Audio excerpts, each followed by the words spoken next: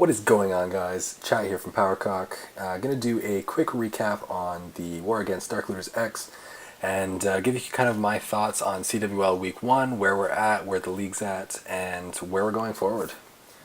So we'll go through here, we'll take care of, I think we got one 11v11, and then let's see here. Did we get any 10v10s? 1, 2, 3 10v10s, and then I'll do some 9v9s, so I won't do any of the hit-ups or the dips. Starting to see kind of some consistency on those, so I won't do those. I'll just do a short recap. So anyways, here's the 11v11. So kind of my thoughts on CWL Week 1. Unfortunately, we were not victorious against Immoral Thieves. Kind of just Town Hall 11s really struggled. We had some dip fails, and the biggest thing was our 10v11 game was not on point, so that's something we're definitely going to be working to remedy moving forward. Some positives though came away from it. We had 5 10v10s, which is technically tied for 3rd in the league from Week 1, which was awesome to see. I think we're strong, definitely strong in terms of the Town Hall 9s, getting ourselves lots of scouts, and so we're kind of just looking to tweak a couple things on our roster going into Week 2, and get us in a point where we can kind of rank up against some of the other clans and move forward and win some of these wars. So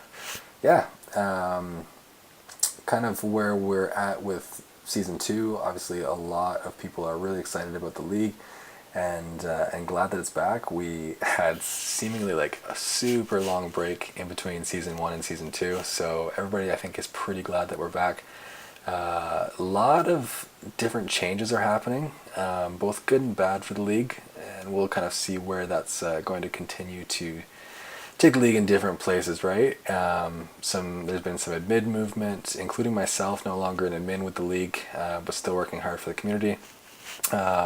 We've had, I guess now we're hearing that there's a clan is forfeiting Week 2 war, and so unfortunately that's not good for them. We're hoping that they rebound. Their leadership is confident that they'll be able to kind of get back into a spot where they need to be to continue on, which is good. That's what we want to see. And some upsets. Obviously, there was the ban waves rolled out right before Week 1. We ended up having 3 recruits caught in that, unfortunately. So they're no longer with us. Some people are saying that our roster's in trouble. We're having trouble up top. Totally not the case. Not sure where that's coming from, considering we lost 3 recruits that were in our roster for like a day. But anyways, I guess there's kind of the only way you go about that is to prove people that they're wrong, and that we're here to perform and do well. So that's what we're all about. There was that 10v10, I think. Yeah, Choi got this one. Solid work, Saber, on the 11v11. Awesome work. So that's kind of like how we're approaching Week 2. Definitely got the clan fired up, something to prove now, so we're kind of just heads down and gonna do what we do best and kind of start winning some of these wars, hopefully. So again, excited for this week. Faked Wargasm, always a worthy opponent, and excited to kind of see what we've got against them. So let's kind of go through these 10v10s. I haven't done a recap, and it feels like forever. Aldo usually does our recaps, but he's been pretty busy with real life, so I'm going to kind of start up and do some of these again. And you know me, I like to do them at more than 1 time speed, so we'll go through here these pretty quick and see what we got. So you saw there it was kind of a suicide hero charge to get one of the Air D, got the Queen, and then pull the CC. Not that it matters because it's Lalo. And then you're kind of going to see a surgical sweep around. I think he had 3 hounds, maybe 4. We'll see when it gets to the end of this, but kind of didn't get the greatest use of those spells, but he did get enough loons through that pack, and there's no splash damage left at this point, so you just kind of take care of that last 2 air defense. He's going to take care of that easy. Lots of loons left up, and lots of cleanup. A good spread of the minions and the lava pups around. Solid work, man. So yeah, quad. Go down here. So we did, I guess, to look at this. So we had a breakdown of, I think we had 6 Town Hall 11s, and then it goes down to 20. So we were at 614, 20, I guess, and then they were at 7, and I believe they had 12 Town Hall 10s. So we had or they had a 1 Town Hall 11 advantage, we had a 2 Town Hall 10 advantage. So fairly even war, which is good for a random. Here's the other 10v10, or one of the other ones. Go 210 speed. So again, going to be bringing Lalo, and I'm guessing it's a quad again. So he seems to be, he's going to do some sort of suicide hero charge. Oh, he's bringing a jump on the other one, so he might be bringing CC. No, he's just purely going to do the king. Solid king value there. He had to use a spell on it, but that's pretty solid. Now you're just going to bring in those hounds and loons on that top. That's where a lot of the air defenses are into the core on this base, so pretty deep. Tough to get the hound to survive through that while the loons are working through the outer. So that's probably why he needs the 4, even though he already took down 2 of the, I think he got both of the Infernos down with the heroes. So interesting push. But again, lots of cleanup left. Luckily the hound's down at the bottom, so it's not going to impact those cleanup pups at the top. They're going to work through and get a bunch of the base before they even have to deal with it.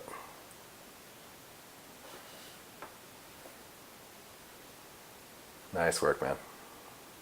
Don't think he got a 6-pack this war.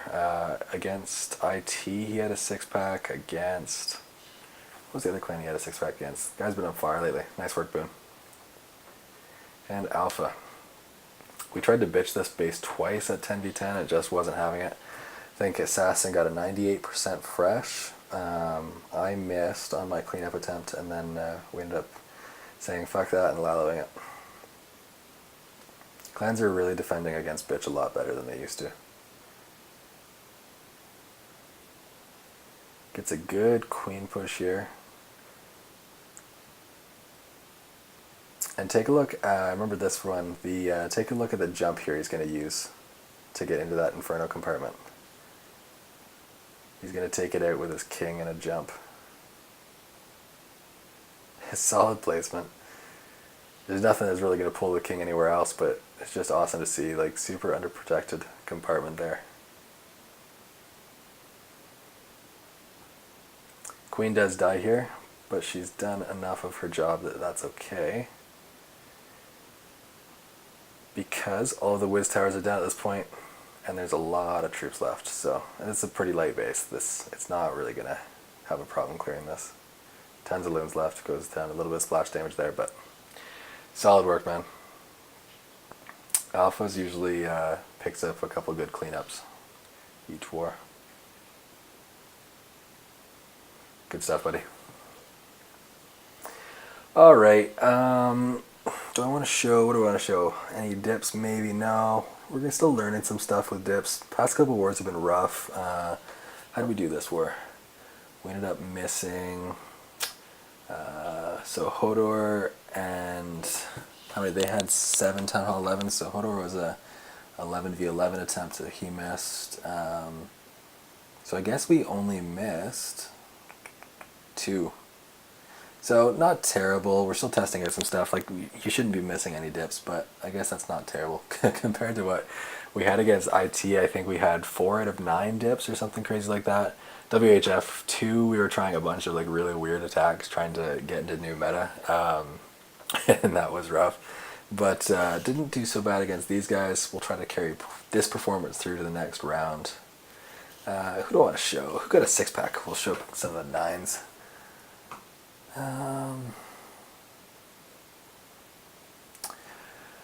Nad Parat's got a fresh 6. Lord Beast always does well with 6. Muscle, fresh 6. Shred, fresh 6. Tons of 6-packs. Okay, I'm going to show one of the fresh 6s. So Shred, Muscle, and Nad Parat. Don't even know if I'm going to say that one right, but this is the guy. We're going to do these at 4 times speed. Queen Walk Lalo. Pretty typical attack. It's getting great value getting those whiz towers. Big danger at Town Hall 9. So CC, 2 whiz towers. He's going to end up pushing in, gets the queen and the air defense there and a sweeper. So massive value for the hero push. And this base is going to be wrecked. He's got 2 hounds. I don't even know if the second one's going to pop. I guess both did pop, yeah. But he's got enough. Lots left over. Nice work, man. There's one of muscles. So again, I have no idea. These might be all Lalo. I have no idea which ones are the interesting raids in this war. I should have taken a look, but just going to show a couple.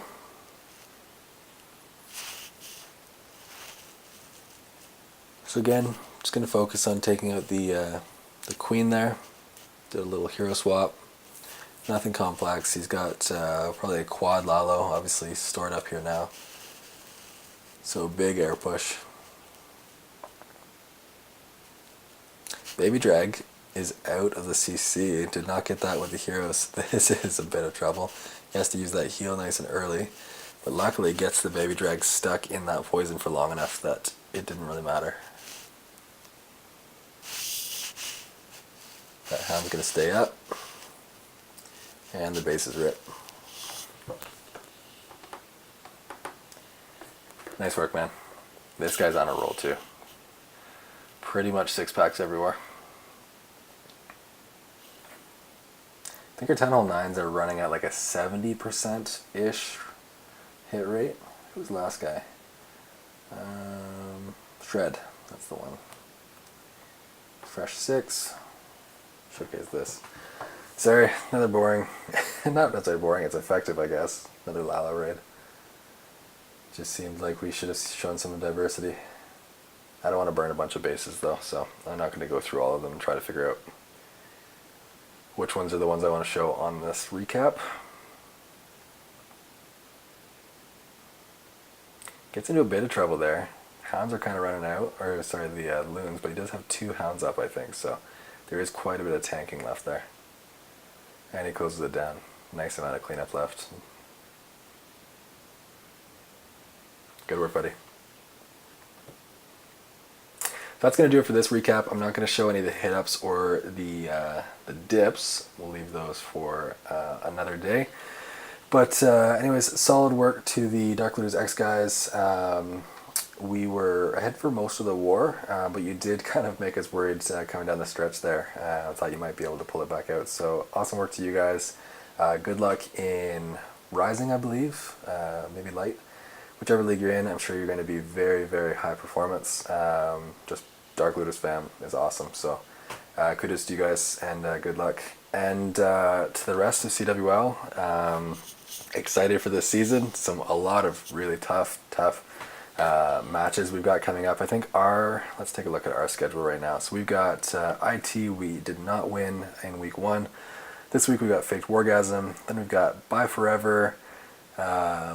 I think we've got, who do we got here? I know we had Golden Goblins in week 4, but obviously they are RIP. So let me quickly take a look here. Schedule. We've got Sushi Kit Kat, Sumi Cat on week 4.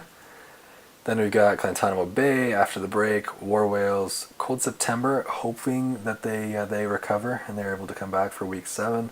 Dark Looters is going to be an epic battle. That one's really important for our division. North Remembers, another break, and then we got Beast Mode and Elite Gaming to finish out the season. So some awesome matches coming. Excited to see where the league's at. Definitely have a couple haters for this week 1 that we're going to look to prove wrong coming into week 2. Prove that we deserve a spot and invite. So looking forward to that opportunity. Anyways, guys, that's all for now. Thanks a lot. Later.